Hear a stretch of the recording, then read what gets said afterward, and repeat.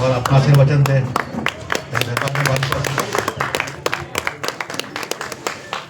आज के इस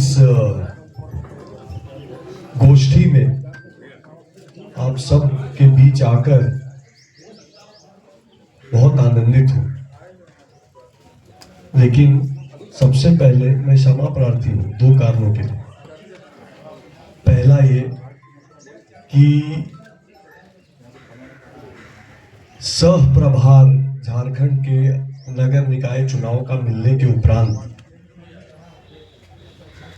क्योंकि मुझे उत्तरी छोटा नागपुर और संथाल दोनों का प्रभार दिया गया, तो मैं मूवमेंट में बहुत व्यस्त था। बिहार बॉर्डर तेलैया कोडरमा से लेके दुमका तारापीठ तक और इधर ऊपर रामगढ़ तक। उस कारण से आपसे पहले नहीं मिल पाया, इसके लिए मेरी क्षमा है। और क्षमा प्रार्थना इसलिए भी है कि आज भी मैं देर से पहुंचा हूं, क्योंकि मैं आ रहा हूं देवघर से।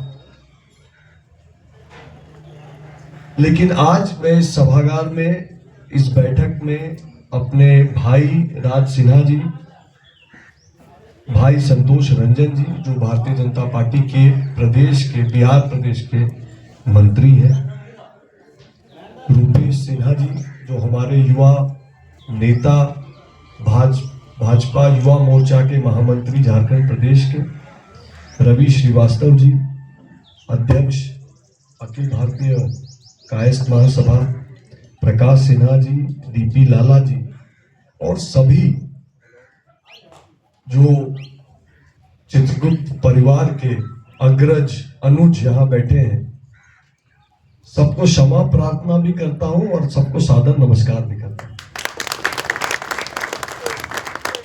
भाई और बहनों, हम एक ऐसे सामाजिक वर्ग से आते हैं जिस सामाजिक वर्ग की प्रभाव को संख्या में नहीं, उसके कर्तृत्व में नापा जा सकता है। ऐसा समाज जो हमेशा से इस देश को और इस देश में हिंदूवादी राष्ट्रवादी सोच को व्याख्यान्वित करने वाला, उसको ऊर्जा, गति, नई ऊंचाई देने वाला रहा।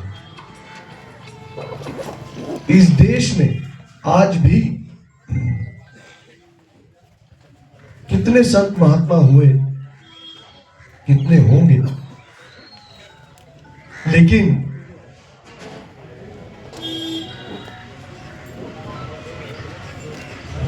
लेकिन स्वामी विवेकानंद जी ने हिंदुत्व को जो परिभाषित किया, वही आज भी देश की पहचान।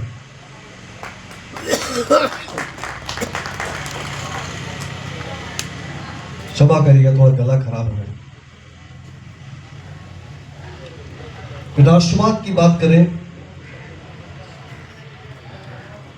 तो सुभाष चंद्र बोस जी ने इस राष्ट्र की सोच को स्वरूप दिया, उसके लिए लड़े। आगे चल के क्रांति की बात आई तो लोग भूल जाते हैं, लेकिन लाल बहादुर शास्त्री जी ने हरित क्रांति, जय जवान जय किसान का नारा देके देश को एक दिशा दिखाने का काम किया। और जब देश की लोकतंत्र पे खतरा आया तो जयप्रकाश बाबू ने संपूर्ण क्रांति का नारा देकर और समाज को बताकर कि हिंदू एक रहे और कास्टलेस सोसाइटी का मॉडल, करप्शन लेस सोसाइटी का मॉडल, इसका शपथ, इसकी सोच देश के सामने अगर किसी ने रखी तो वो हमारे ही समाज के जयप्रकाश नारायण जी ने रखी। आज हम जिस झारखंड में बैठे हैं, इस झारखंड का सृजन भी पीछे जाके ट्रेस करें तो डॉक्टर सच्चिदानंद सिन्हा जी के कलम और उनके आंदोलन का परिणाम है। ऐसे समाज से आने वाले बुद्धिजीवी लोग किसी भी चुनाव, आज हो या आज से 50 साल पहले का चुनाव हो, हमारी भूमिका हमेशा समाज में दिशा देने की भूमिका करने वालों की ही रही। अब ये अलग बात है कि सुभाष बाबू ने पूरे देश को दिशा दी, जयप्रकाश नारायण जी ने पूरे देश को दिशा दी, और हम आज इस चुनाव में जो खड़े हैं, इस चुनाव की चर्चा में बैठे हैं, हम अपने घर परिवार अन्य जात बिरादरी जो अड़ोस पड़ोस में रखता है, उसको वैचारिक रूप से इस चुनाव में क्या फैक्टर्स हैं उसको समझाने का काम, उसको प्रभाव डालने का काम कर सकते हैं। और वही भूमिका हमको यहां निभाने की जरूरत है। हमारे लिए गर्व की बात है कि यहां पे माननीय राज सिन्हा जी जैसा एक नेता समाज को ही नहीं, पूरे धनबाद की जनता को मिला हुआ है, जिसने ना सिर्फ एक बेहतर विधायक होने का कीर्तिमान स्थापित किया है, पर बार बार जीतकर उसने ये सिद्ध किया है कि सेवा और समर्पण से सामाजिक जीवन में अपनी पहचान बनाई जा सकती है। उसके लिए कोई गलत काम करने की जरूरत, कोई गलत हथकंडे अपनाने की जरूरत नहीं। आज एक ऐसा ही प्रत्याशी मेयर के चुनाव में खड़ा है, संजीव कुमार अग्रवाल जी।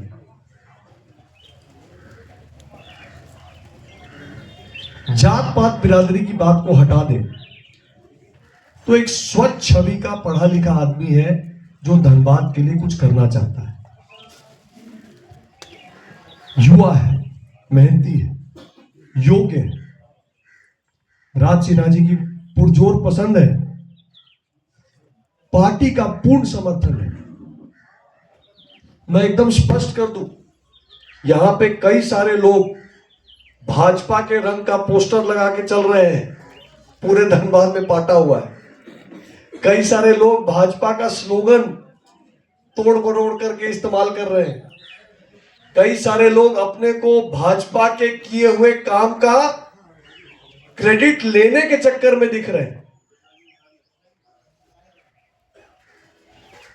मैं आपसे वही कहूंगा, हमको बचपन में जो बताया हुआ है कहानी था कि शिकारी आएगा, जाल बिछाएगा, दाना डालेगा, वो सब में फंसना नहीं। भाई और बहनों, भारतीय जनता पार्टी के द्वारा समर्थित अगर कोई प्रत्याशी धनबाद नगर निगम के चुनाव में खड़ा है तो वो एक है मिर्ची छाप पे चुनाव लड़ने वाले संजीव अग्रवाल जी, जिनका क्रमांक 27 है और कोई नहीं है। यहां के बगल के जनप्रतिनिधि के परिवार से हो, या पूर्व में पार्टी से जुड़ा हुआ कोई हो, या वर्तमान में पार्टी से छोड़ के गया हुआ कोई हो, अगर हम उनके साथ खड़े हैं या कोई भी हमसे जुड़ा हुआ व्यक्ति उनके साथ खड़ा है, तो उसको बता देने की जरूरत है कि सही रूप से आप भारतीय जनता पार्टी की विचार, उसके प्रत्याशी के विरोध में खड़े हो, और सबसे बड़ी बात कि आप धनबाद के अहित में खड़े हो। मैं आपको कारण बताता हूं। धनबाद के पुराने चुनावों के पैटर्न से एक बात स्पष्ट है कि नगर निकाय के चुनाव में अधिक प्रत्याशी होने के कारण वोट का बिखराव, वोट का बंटना टूटना एक स्वाभाविक चीज है। अब उस वोट के बिखराव की परिस्थिति में आप ये जोड़ लीजिए कि ये चुनाव किन परिस्थितियों में हो रहा है।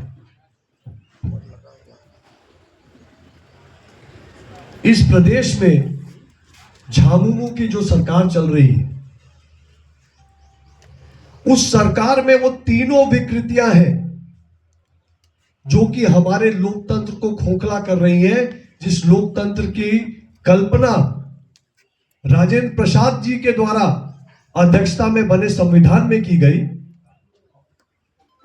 उस लोकतंत्र की, जिस लोकतंत्र के संविधान सभा के सर्वप्रथम अध्यक्ष सच्चिदानंद सिन्हा हुए, उस लोकतंत्र की मूल भावना में जो तीन कमियां, जो तीन दीमक लोकतंत्र को चाटने वाले होते हैं, वो तीनों कमियां जेएमएम में है। और तीन कमी क्या है? लोकतंत्र तब कमजोर होता है जब उसमें परिवारवाद घुस जाता है। लोकतंत्र तब कमजोर होता है जब उसमें वोट बैंक की राजनीति और तुष्टीकरण घुस जाता है। लोकतंत्र तब कमजोर होता है जब उसमें भ्रष्टाचार सत्ता को पाने का माध्यम बन जाता है। और ये जेएमएम की सरकार में तीनों की तीनों विकृतियां हैं। और उस जेएमएम की सरकार ने जब देख लिया कि 24 में सत्ता में तो आ गए, पर भारतीय जनता पार्टी का झारखंड प्रदेश में जो वोट शेयर था 33% का, वो बरकरार रहा। 19 के विधानसभा चुनाव में 50 लाख वोट आया था भारतीय जनता पार्टी को झारखंड में। 24 के विधानसभा चुनाव में 60 लाख वोट करीब आया, यानी 20% ज्यादा वोट। लेकिन उसके बावजूद वोटों के बिखराव के कारण, कुछ गलतियों के कारण वो सत्ता में आए। और उनको ये पता है, इसलिए अब उनका योजना क्या है? उनका योजना है कि जो शहरी क्षेत्र है, उन शहरी क्षेत्रों में भाजपा के वोट बेस पे सेंध मारी जाए। और सेंध का मैं सीधा सीधा आपको एग्जांपल दे देता हूं। जो लोग हमसे जुड़े थे, उन लोगों को प्रलोभन दे के ले जाकर अपने सिंबल पे लड़ाने का प्रयास हो रहा है। जो सामाजिक वर्ग, जो जात बिरादरी भाजपा के समर्थन में हमेशा रहा है, उनको जेएमएम सपोर्ट कर रहा है। आप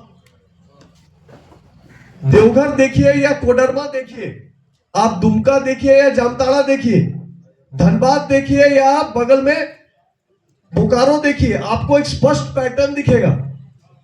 जेएमएम की रणनीति बहुत सीधी है कि इस अर्बन लोकल बॉडी के चुनाव के माध्यम से भारतीय जनता पार्टी को अर्बन क्षेत्रों में कमजोर करना है। और उसके लिए सब हथकंडे अपनाए जा रहे हैं। हमारे साथ जुड़े हुए समाजों को तोड़ने के लिए वहां से प्रत्याशी खड़े किए गए हैं। दूसरा, चुनाव में धांधली हो सके, इसीलिए आर्टिफिशियल इंटेलिजेंस के दुनिया में बैलेट पेपर पर चुनाव कराया जा रहा है। 94 करोड़ जनता लोकसभा के चुनाव में अच्छे से ईवीएम पे वोट देती है, वीवीपैट से हमको दिखता भी है कि किसको वोट डाला, लेकिन यहां बैलेट पे चुनाव हो रहा है। मंशा गलत है। बिना सिंबल के चुनाव हो रहा है। पिछले बार हुआ था ना सिंबल पे चुनाव, अभी बिना सिंबल के चुनाव हो रहा है। क्यों हो रहा है? कारण एक है, सिंबल पे नहीं लड़ने दो, भाजपा का वोटर कंफ्यूज हो जाएगा।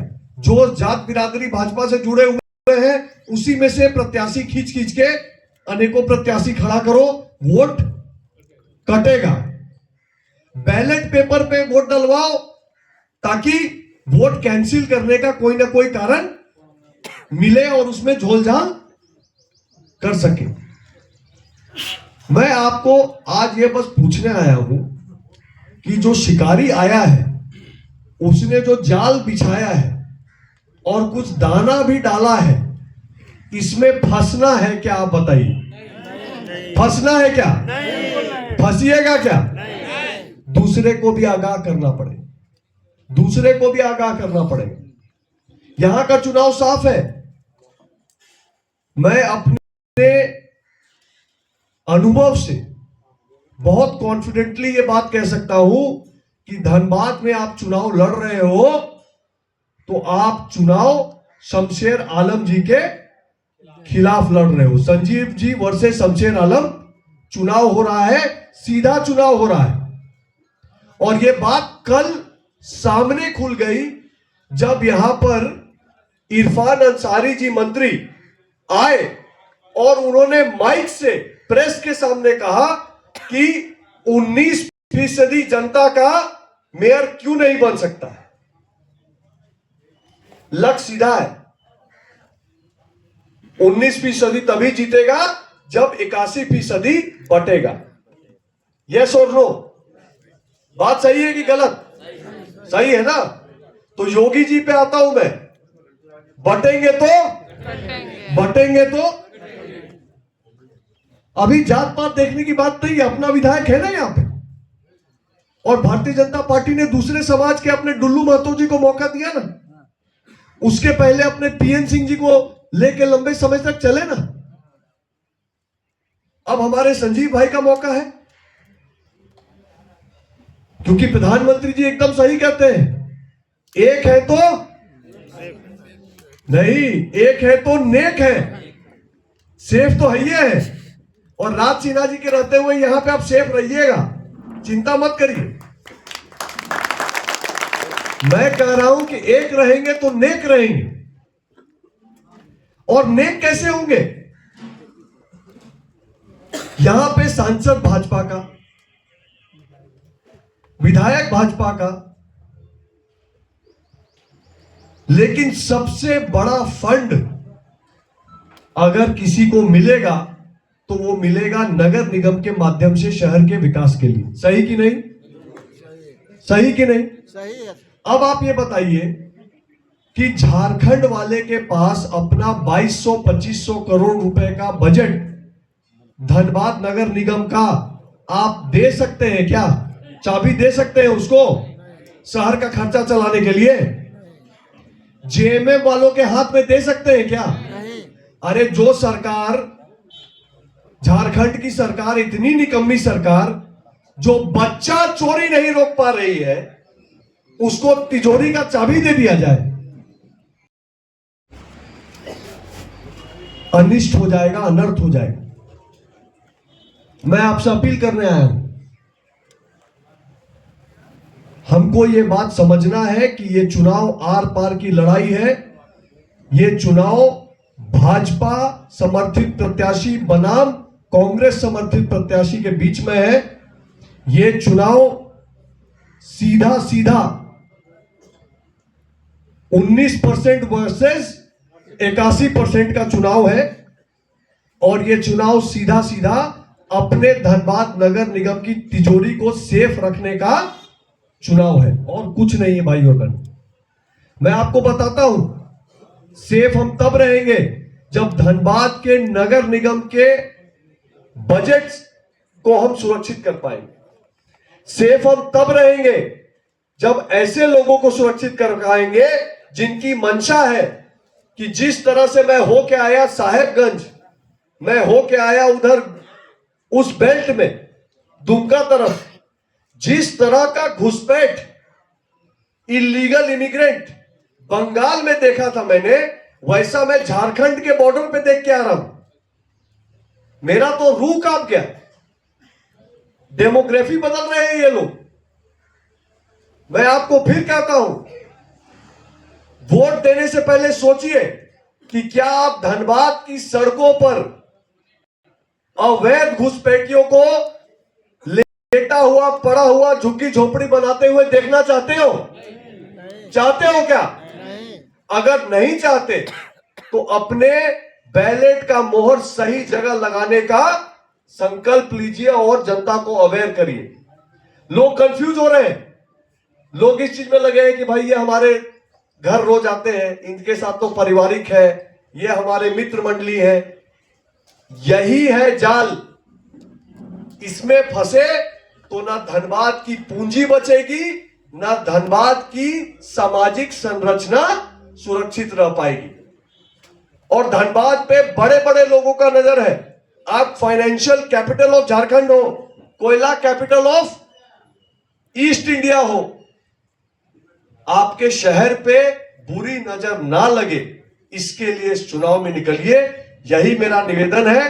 बाकी तो ये कहते हैं कि चित्रांश समाज इतना बुद्धिजीवी है कि उसको ज्यादा समझाने उमझाने का प्रयास नहीं करना चाहिए, उल्टा दूसरे को ही सिखा पढ़ा के भेज देगा। अगर मैंने कुछ ज्यादा बोल दिया हो तो अपना भाई समझ के क्षमा करिएगा। और मुझे बस आपका ध्यान आकृष्ट करना था कुछ बातों पर। मुझे पूरा विश्वास है कि सारे मुद्दे आपके सामने आ गए हैं। आप ऐसा मेयर दीजिए जिस मेयर को लेकर इस बजट में घोषित प्रधानमंत्री मोदी जी का स्कीम है अर्बन डेवलपमेंट चैलेंज स्कीम, जिसमें 1000 करोड़ रुपए प्रति साल बड़े शहरों को, जो कि अच्छा डेवलपमेंट का मॉडल लेके आएंगे, 1000 करोड़ रुपए एक्स्ट्रा केंद्र सरकार देने की बात कर रही है प्रति वर्ष। तो अगर भाजपा समर्थित मेयर होगा, भाजपा के विधान सभा के प्रत्याशी और कई बार के एमएलए होंगे, भाजपा के सांसद महोदय होंगे, भाजपा केंद्र सरकार में होगी, तो आपको उसका भी लाभ मिलेगा, उसका भी फायदा मिलेगा। इसको सुनिश्चित मानिए, वोट के बटाव को रोकिए। 81 वर्सेस 19 ध्यान में रखिए। बोलिए जय भगवान चित्रांश, चित्रगुप्त भगवान की जय, चित्रगुप्त भगवान की जय, भारत माता की जय, भारत माता की जय। 27 नंबर पे 27 नंबर पे मिर्ची छाप पर, मिर्ची छाप पर संजीव भैया को, संजीव भैया को धन्यवाद।